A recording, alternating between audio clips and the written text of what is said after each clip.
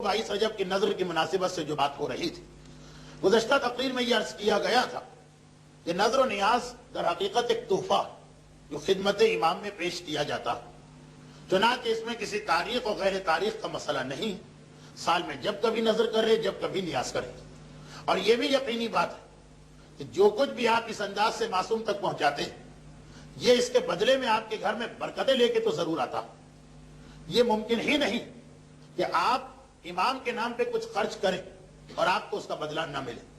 उस हदीस में एक चीज ये भी शामिल है, जो पैगंबर इस्लाम की एक हदीस में अक्सर पढ़ता हूं कि सुनो, नबी का काम कसमें खाना नहीं होता, मगर 3 चीजें ऐसी हैं जिसके लिए मैं कसम खाने को तैयार हूं। 3 खर्चे ऐसे हैं जिसके लिए मैं कसम खाने को तैयार हूं। नबी कसम नहीं खाता, मगर इन 3 चीजों के लिए कसम खा रहा कि अगर कोई ये 3 खर्चे करेगा तो आखिरत का जो अजर है वो तो महफूज रहेगा, दुनिया में भी उसे कम से कम 70 गुना होकर वापस मिलेगा। और उसमें पैगंबर ने चीज यही कही कि मुझ पर और मेरी आल पे किया जाने वाला खर्चा, तो ये नजरो नियाज, ये हकीकत ये हो ही नहीं सकता कि खाली एक रस्म और रवाज, चाहे हमें अंदाजा भी ना हो, मगर इसका जवाब जो बारगाह मासूमीन से आता वो बड़ी बरकत वाला आता।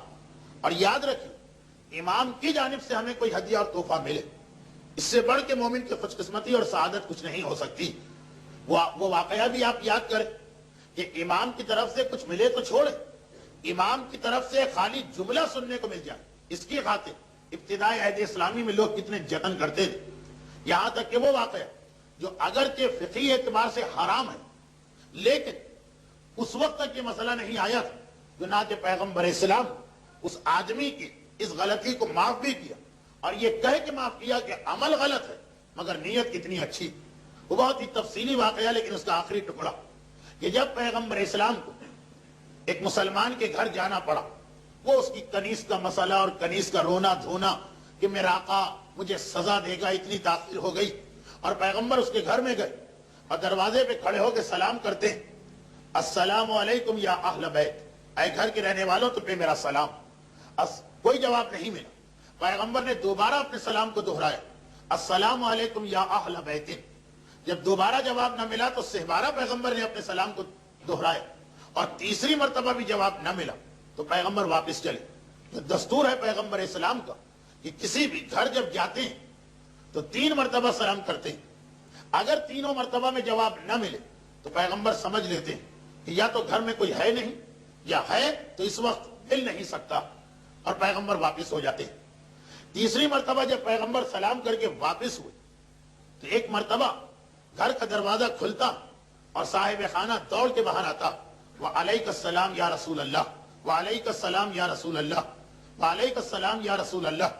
पैगंबर इस्लाम ने सवाल किया, ये बिहार की हदीस जिसे शहीद मुर्तजा मुतहर्री दास्तान रास्तान यानी सच्चों की कहानियों में भी नकल किया कि पैगंबर इस्लाम फरमाते हैं कि ऐ शख्स इतनी देर से बाहर आया, क्या मेरे सलाम की आवाज तूने नहीं सुनी? कहा अल्लाह के रसूल आवाज तो सुन ली थी। तो कहा कि फिर जवाब क्यों नहीं दिया? कहा कि है अल्लाह के रसूल, जब आप सलाम कर रहे थे, सलाम क्या है? सलाम के माने है तुम पर सलामती। इस्लाम की निगाह में एक मोमिन पर दूसरे मोमिन की जान माल और इज्जत का कितना एहतराम कि जब पहली मुलाकात हो उसका चेहरा देखो तो पहली बात यही कहो कि अल्लाह की सलामती तुम पर, मैं तुम्हारे लिए पैगाम सलामती लेके आया हूं। तो उसने कहा कि अल्लाह के रसूल, जब आप सलाम कर रहे थे तो गोया सलाम नहीं थी, एक दुआ मुझ पर भेज रहे थे। मैंने सोचा कि अगर मैं पहली मर्तबा आपको जवाब दे दूंगा तो आप दोबारा सलाम नहीं करेंगे, और मेरा दिल चाह रहा था कि मुझे और मेरे घर वालों को आपकी तरफ से ज्यादा दुआ मिले। चुनांचे मैंने दोबारा आपका सलाम सुना और फिर मैंने सोचा कि अगर मैंने जवाब दे दिया तो जो दुआ रसूल की जबान से मेरे घर में आ रही उसका सिलसिला रुक जाएगा। चुनांचे मैंने फिर इंतजार किया। तीसरी मर्तबा जो आपने सलाम किया ये तीसरी दुआ बनी। फिर भी मेरा दिल नहीं चाह रहा था जवाब देने का कि अगर मैं जवाब देता हूं तो दुआए सलामती में कमी होती है, एक मर्तबा आप और सलाम करें। लेकिन जब मैंने देखा कि आप तीसरे सलाम के बाद आप वापस पलट रहे हैं तो फिर मैंने आपको सलाम का जवाब दिया। आज तो फिक़ही एतबार से जवाब सलाम वाजिब भी है और वाजिब फौरी भी है, फौरन जवाब देना। यहां तक कि अगर नमाज तक में आपको कोई सलाम करे तो मसाइल शरिया का ख्याल करते हुए उसी नमाज में आपको जवाब सलाम करना रद्दु सलाम वाजिबुन। लेकिन پہلی بات یہ واقعہ اس وقت کا ہے کہ جب یہ فقہی حکم نہیں آیا تھا، اور دوسری بات یہ کہ بہرحال وہ انسان اس مسئلے سے جاہل تھا، تو پیغمبر اسلام نے کیا اس سے ارشاد فرمایا؟ کہا کہ اے شخص تیرا عمل تو انتہائی بدتر تھا، کہ اگر اسلام میں سلام کا جواب اس وقت تک واجب نہ بھی ہوا تب بھی بہرحال ایک آدمی پکار رہا، اسے زیادہ زحمت میں ڈالنا، اس اعتبار سے عمل تیرا بدتر تھا لیکن نیت تیری بہترین تھی، اس لیے خدا نے اس نیت پر بھی تجھے اجر دیا۔ لیکن بہرحال یہ مسئلہ اس وقت تک جب تک کہ فقہی حکم نازل نہیں ہوا۔ تو اب اس زمانے کے لوگ فقط ایک دعا ہم کو رسول کی جانب سے مل جائے اس کے لیے اتنے جتن کیا کرتے ہیں، اور اگر واقعاً کوئی ہدیہ اور تحفہ مل جائے بارگاہ رسالت و امامت سے ہمارے لیے کوئی تحفہ آتا، اس سے زیادہ برکت والی کوئی چیز نہیں۔ ایک دینار بھی اگر آتا تو لاکھوں میں انسان کھیلنے لگتا، اور یہ ممکن نہیں کہ ہم امام کے نام پہ کچھ بھی خرچ کریں، نظر ہو، نیاز ہو، مجلس ہو، ماتم ہو، زیارت ہو، امام کے نام پہ کوئی خرچ کیا جائے۔ یہ ممکن ہی نہیں کہ امام اس کا ریٹرن ہم کو نہ دے، امام کی جانب سے اس کا بدلہ ہم کو نہ ملے۔ لیکن بس ایک بات کا خیال رکھنا، اور وہی جو ہمارے یہاں سب سے زیادہ غلطی ہو جاتی، وہ یہ کہ بس اس بات کو ذہن میں رکھتے ہوئے امام کی خدمت میں تحفہ بھجوانا کہ جو چیز ہم بھجوا رہے ہیں وہ وہاں تک پہنچ جائے، ایسا نہ ہو کہ راستے ہی میں وہ غائب ہو جائے، ایسا نہ ہو کہ امام کے ہاتھوں تک وہ نہ پہنچ پائے، جب وہاں پہنچے گی نہیں تو وہاں سے بدلہ بھی نہیں آئے گا۔ یعنی دوسرے الفاظ میں میرا مطلب یہ کہ جو ہم نظر و نیاز کرتے ہیں اس کے بعد ہمارے گھروں میں برکت آنا چاہیے، لیکن بدقسمتی یہ کہ ہم میں سے اکثر کی یہ نظر و نیاز، اس میں دو بڑی غلطیاں ہو جاتی ہیں۔ ایک نظر و نیاز کے موقع پر، وہ غلطی پچھلے ہفتے آپ نے سنی، اور ایک اس سے پہلے نظر و نیاز کی تیاری کے دوران۔ اور یہ کیا غلطی، بلکہ اپنی قربانی کو، اپنے تحفے کو اس قابل بنانا کہ خدا قبول کر لے۔ اور اس قابل بنانے کا ایک مطلب تو یہ ہے کہ آدمی متقی، اور دوسرا مطلب کیا ہے؟ معصوم سے پوچھا گیا کہ خدا نے آخر ایک کا تحفہ قبول کیوں کیا، ایک کا رد کیوں کیا؟ تو کہا اس لیے کہ حابیل نے جب وقت آیا تھا کہ قربانی دینا تو اپنے جانوروں میں یہ دیکھا کہ سب سے بہترین کیا جو راہ خدا میں دیا جائے، اور قابیل نے دیکھا کہ سب سے زیادہ بیکار کیا کہ جسے پیسے ہی کوڑے میں پھینکنا تھا، چلو اللہ کے نام پہ دے دو۔ یہ فکر کا فرق آ گیا۔ یہاں پہ ہمارے سامنے دو فکر ہے، دو فکریں ہیں۔ ایک یہ کہ جب انسان کو راہ خدا میں دینا ہوتا تو ایک آدمی یہ چاہتا کہ میں اپنے مال کا، اپنی جائیداد کا بہترین سے بہترین راہ خدا میں پیش کروں، اور ایک فکر یہ ہے کہ دینا تو ہے، بچنا تو نہیں، بھاگنا تو نہیں، لیکن وہ چیز راہ خدا میں دو جو اپنے کسی کام کی نہ ہو، ویسے ہی بیکار ہے، ٹوٹی پھوٹی ہے، اٹھا کے کسی کباڑی کے ہاتھ میں فروخت کرنا تو معاذ اللہ خدا سے بہتر کون ہے، اسی کو دے دو۔ ایک یہ فکر آئی اور ایک وہ فکر آئی۔ اللہ کے ہاں قبولیت کس کی ہے کہ جو اپنی بہترین عزیز ترین شے راہ خدا میں دیتا، اور اللہ کے یہاں کس کا عمل رد ہے کہ جو بدترین چیز کو راہ خدا میں پیش کر رہا ہے۔ نہ صرف یہ کہ رد، بلکہ اس کے بعد وہ انسان ایسا ہوتا کہ قیامت تک کے لیے لعنتوں میں اولیت قابیل کو حاصل ہوئی۔ پہلی لعنت قابیل پہ آئی، جتنے بعد میں ملعون وہ بہرحال ہیں سب قابیل کے بعد، اولیت تو قابیل ہی کو ملی۔ اب دیکھیے یہی چیز ہمارے یہاں نظر و نیاز کرنا، مسجد میں، امام بارگاہ میں، کسی دینی کام میں، کسی عالم پر، کسی مدرسے پر، کسی طالب علم پر، یا ویسے ہی براہ راست امام کے نام پہ کچھ دینا۔ دو فکریں، دو اصول آئے ہمارے سامنے، ایک تو تقوی اور غیر تقوی، اور دوسرا اصول کیا آیا کہ بہترین شے کون دے رہا ہے اور بدترین شے کون دے رہا۔ اچھا بہترین اور بدترین کسے کہتے ہیں؟ یہ سوال۔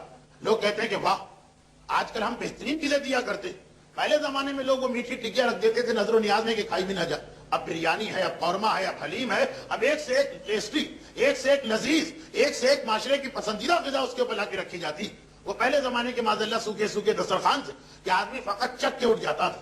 آج دنیا کی ہر نعمت کو لا کے رکھا، تو ہم تو حابیل کی سنت پہ چل رہے ہیں کہ اپنے مال سے بہترین بریانی پکاتے ہیں، اور بہترین مثلا کھچڑا، بہترین دال، جو کچھ بھی ہر چیز سپرلیٹو ڈگری والی تیار کرتے، ہم حابیل کی سنت پہ عمل کر رہے ہیں؟ جی نہیں، اس کا نام بہترین نہیں۔ بہترین اس کا نام نہیں ہے کہ آپ نے بجائے میٹھی ٹکیا کے مثلا بریانی تیار کر، یا کھیر کے بجائے کہ جو لوگ کم کھاتے ہیں مثلا گاجر کا حلوہ آپ نے لا کے رکھ دیا کہ جو لوگ زیادہ شوق سے کھاتے ہیں، یہ بہترین نہیں۔ بہترین اور بدترین کا معیار کچھ اور۔ حدیث امام پیش کرنے کے بجائے ایک واقعہ پیش کر دوں جو ایک ایسی شخصیت کا جو احادیث امام پر ہم سب سے زیادہ معرفت رکھتا تھا۔ یہ واقعہ آپ اکثر علماء سے سنتے، لیکن میری تقریر اس نقطے پہ آ گئی کہ غالباً اس واقعے سے بہتر کوئی واقعہ اس وقت ہو ہی نہیں سکتا کہ حابیل کی سنت یہ ہوئی کہ راہ خدا میں بہترین چیز دو، قابیل کا طریقہ یہ ہوا کہ جو چیز ویسا ہی سڑ رہی وہی اٹھا کے راہ خدا میں دے دو۔ مرحوم مولانا غلام عسکری صاحب علی اللہ مقامہ کا جملہ کہ میں اکثر مجالس میں پڑھتا رہتا تھا، مرحوم کہہ رہے کہ دیکھیے علم دین واجب ہے، علم دین لازم ہے، یہ واجب کفائی ہے۔ آپ اپنی اولاد میں سے کسی کو ڈاکٹر بناتے ہیں، کسی کو انجینئر بناتے ہیں، تو اسی طرح سے آپ کسی کو عالم بھی بنائیے۔ خیر معاشرے پہ کیا اثر ہو، ٹس سے بس نہیں ہوتا ہے معاشرہ۔ لیکن ایک دن ایک مرد مومن میرے پاس اپنے بیٹے کو لے کے آ گیا، کہا کہ مولانا میں آپ کی تقریر سن کے بڑا متاثر ہوا، اور یہ میرا بیٹا حاضر ہے آپ کے لیے، جو آپ کا مدرسہ ہے داخل کیجیے اور اسے عالم بنائے۔ مولانا کہتے بڑی خوشی ہوئی، کسی پہ تو اثر ہوا میری بات کا، مگر ایک مرتبہ پوچھ لیا کہ بہرحال کس چیز نے آپ کو سب سے زیادہ شوق دلایا کہ اپنے بیٹے کو عالم بنائے؟ تو اس کا جواب کیا تھا؟ خیر اس کا جواب تو جو کچھ ہو میں اپنے الفاظ میں یہ کہہ رہا ہوں، اس کا جواب کیا تھا؟ مولانا پوچھ رہے ہیں کس چیز نے آپ کو شوق دلا، کس چیز نے آپ کو انکریج کیا کہ آپ بیٹے کو عالم بنائیں؟ کیا جواب ہوگا؟ ثواب۔ کیا جواب ہوگا؟ عالم کی اہمیت۔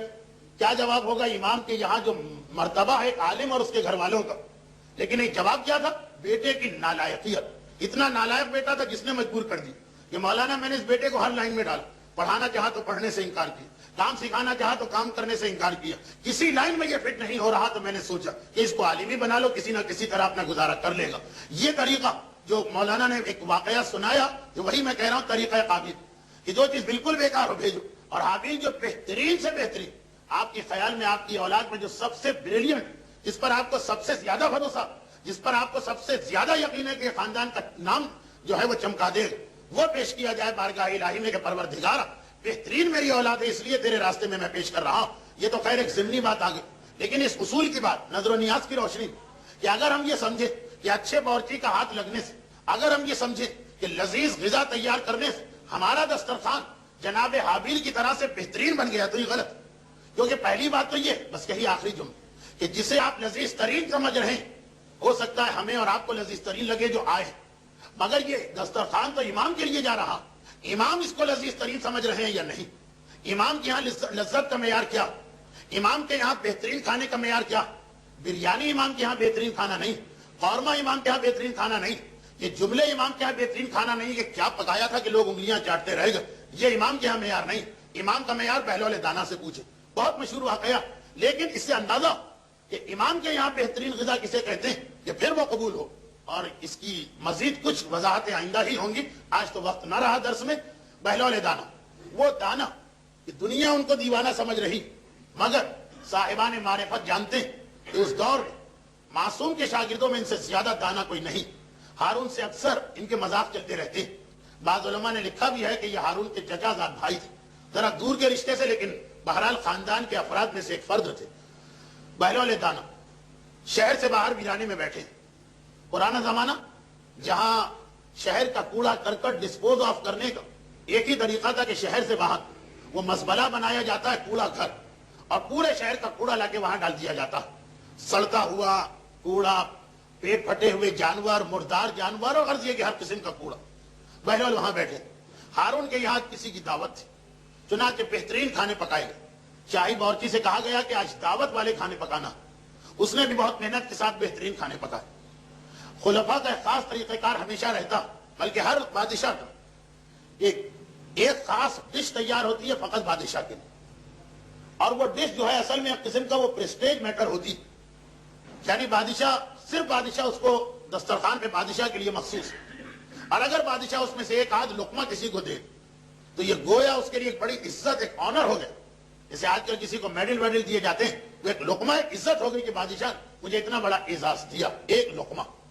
آج بھی دسترخوان پہ سارے کھانے سجائے گئے اور وہ اسپیشل ڈش بھی لائی گئی، طعام شاہی۔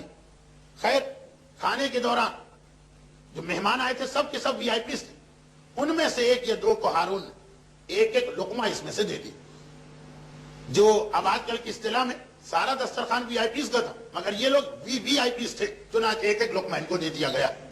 تو یہ 2 یا 3 آدمی تھے کہ جن کو بہرحال یہ لقمے ملے، اور باقی اگرچہ سب مہمان چنے ہوئے مہمان سلیکٹڈ پرسنالٹیز ہیں، سب کے سب بہرحال معززین میں سے ہیں، لیکن تحفہ کسی ایک یا دو کو ملا۔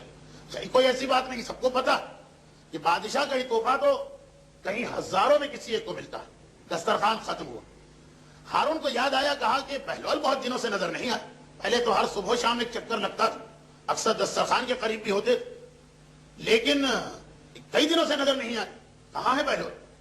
اپنے خاص نوکر کو بلایا، نوکر تو نہیں کہیں گے، آج کل کی اصطلاح میں ہوگا مثلا پرسنل سیکریٹری، اس کو بلایا، اور کہا کہ یہ جو میرے لیے خاص کھانا تیار ہوا تھا جاؤ جا کے بہلول کو دے دو۔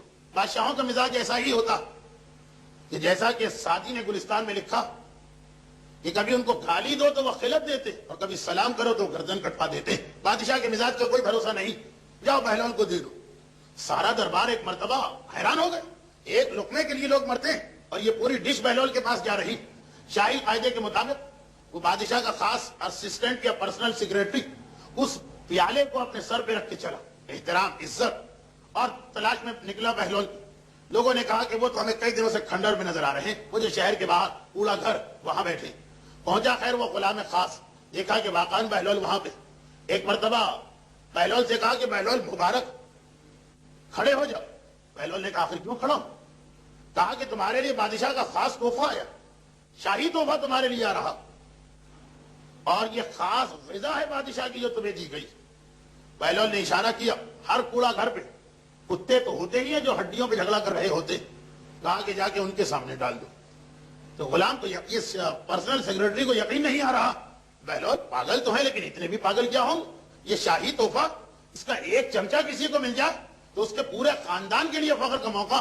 جی ہمارے خاندان میں بادشاہ نے ایک چمچہ بھجوایا تھا شاہی تحفے کا، اور یہاں پوری ڈش مل رہی اور کہہ رہے کتے کے آگے ڈال دو۔ یہ بہلول کو ہوا کیا؟ کہا بہلول یہ کیا کہہ رہے ہو، تمہیں پتا نہیں یہ خلیفہ ہارون رشید کا خاص الخاص کھانا ہے؟ تو بہلول کا جواب کیا تھا؟ یاد کیجئے، آپ نے واقعہ تو 25 دفعہ سنا۔ کہا کہ اتنا شور نہ مچاؤ، آہستہ بولو، اگر کتوں نے سن لیا تو کتے بھی اس کو نہیں کھائیں گے۔ اچھا یہ جو کچھ بھی بہلول نے کہا بہت بڑا فلسفہ، بہت بڑا فلسفہ کہ ظالم حکمران، اس کا مال حرام سے تیار کردہ غذا ہمیں اور آپ کو کتنی ہی لذیذ کیوں نہ لگے، لیکن جس کو اس کی حقیقت پتا ہو کہ یہ حرام والی غذا وہ اتنی نجس، اتنی بدبودار، ایسی گھناؤنی، ایسی قیاور ہوتی کہ واقعاً کتوں کو بھی اگر پتا چل جائے کہ یہ مال حرام تو وہ بھی اس کے قریب نہ کھٹکیں اگر وہ مکلف ہوتے، اگر ان کے پاس اتنا احساس ہوتا۔ بہلول بتا رہے ہیں کہ جسے تم بہترین غذا سمجھ رہے ہو چونکہ مال حرام سے تیار شدہ، تو میری نگاہ میں تو یہ کتوں کے قابل بھی نہیں، کتوں کو بھی دھوکہ دے کے کھلایا جا رہا۔ تو اب اگر ہم نے بہترین نظر و نیاز تیار کی، واہ واہ کیا کھانا ہوا ہے آج، کیا دسترخوان تھا فلاں صاحب کا۔ اب تو باقاعدہ یہ 22 رجب کے کنڈے یا اور دوسرے مواقعوں پر ٹینٹ لگتے ہیں، سڑکیں گھیری جاتی ہیں، باقاعدہ بیرے آتے ہیں سرو کرنے کے لیے، بڑی بڑی میزیں ہوتی ہیں، دیکھیں اگر یہ سب خلوص کے ساتھ سب مال حلال سے ہے تو ان مومنین کرام کو ہمارا لاکھ لاکھ سلام کہ جو اس مادی دنیا میں امام معصوم کے خاطر اپنی دولت خرچ کرنے کو تیار۔ پیسہ بہت سو کے پاس ہوتا مگر اتنا جذبہ کس کے پاس ہوتا؟ اگر واقعاً مال حلال ہے اور خلوص دل ہے تو ان سے بہتر کوئی نہیں، لیکن اگر یہ مال حرام سے تیار شدہ، چاہے ہم کو معلوم نہ، یعنی ہم یہ نہیں سمجھ رہے ہیں کہ یہ امام کو تکلیف پہنچائے گا، ہم نے تو اپنے اعتبار سے بڑی محنت کی، لیکن اگر وہ نظر و نیاز مال حرام سے تیار شدہ تو یاد رکھیے امام کی نگاہ میں وہ ایسی بدبودار، وہ ایسا مردار آپ نے تحفہ بھجوایا، وہ آپ نے ایسا نجس تحفہ بھجوایا، ایسا قیاور تحفہ بھجوایا کہ امام معصوم بجائے اس کے کہ اسے تحفہ سمجھے، کوئی تعجب نہیں کہ یہ توہین امام بن جا، یہ نجس ترین چیز جو کتوں کے قابل بھی نہیں، اور تم بارگاہ پروردگار میں بھجوا رہے، تم بارگاہ رسالت میں بھجوا رہے، تم بارگاہ امامت میں بھجوا رہے۔ تو نظر و نیاز کرنا جتنا برکت دلوانے والا عمل، انتہائی بابرکت اعمال میں سے ایک، آپ کے گھر کی قسمت بن سکتی، سارے دلدر، ساری پریشانیاں، ساری مصیبتیں دور ہو سکتی اگر ہماری ایسی نیاز ہوئی جو خدا اور امام نے قبول کر لی۔ مگر اس میں سے ایک بات کا خیال رکھنا ہے جو ہمارے یہاں بڑی لاپرواہی ہو رہی، اور سب کے لیے تو نہیں کہا جا سکتا، مگر مشاہدے میں یہ ضرور آیا کہ جتنا زیادہ جس کے پاس حرام ہوتا اتنا ہی شاندار و عالیشان اس کا دسترخوان بھی ہو جاتا۔ ہاں ایسے لوگ بھی ہیں جو مال حرام سے بہترین دسترخوان پیش کرتے ہیں، لیکن اکثریت کی میں بات کر رہا ہوں۔ تو ایسی نظر و نیاز جو مال حرام سے خدمت امام میں پہنچائی جا رہی، خود ہی آپ سوچیں کیا یہ امام کی شان کے مطابق، کیا امام اس سے راضی اور خوش ہو سکتے ہیں؟ اگر اس کی وجہ سے امام ہمارے گھر پہ عذاب بھی بھجوا دیں تو تعجب نہیں، مگر بہرحال ہیں وہ رحمت للعالمین کی اولاد، بہرحال ہیں وہ دنیا کے شریف ترین اور کریم ترین انسان، اس لیے ہمارے اس غلط تحفے کے باوجود امام اس کو نظر انداز کر دیتے ہیں۔ مگر اس کا مطلب یہ نہیں کہ ہم اپنی غلطیوں پہ اصرار کریں۔ چنانچہ جو فطرے کے بارے میں مسئلہ لکھا ہے کتابوں میں، کہ فطرے کی پہلی شرط یہ ہے کہ مال حلال سے ہو۔ اگر آپ کے پاس مال حلال نہیں، مال حرام ہی، تو کسی سے قرضہ لے کے آئیے حلال اور اس سے فطرہ دیجئے۔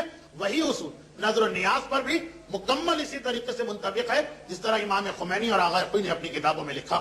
اور بس اسی کے ساتھ میری آج کی گفتگو اختتام کو پہنچی۔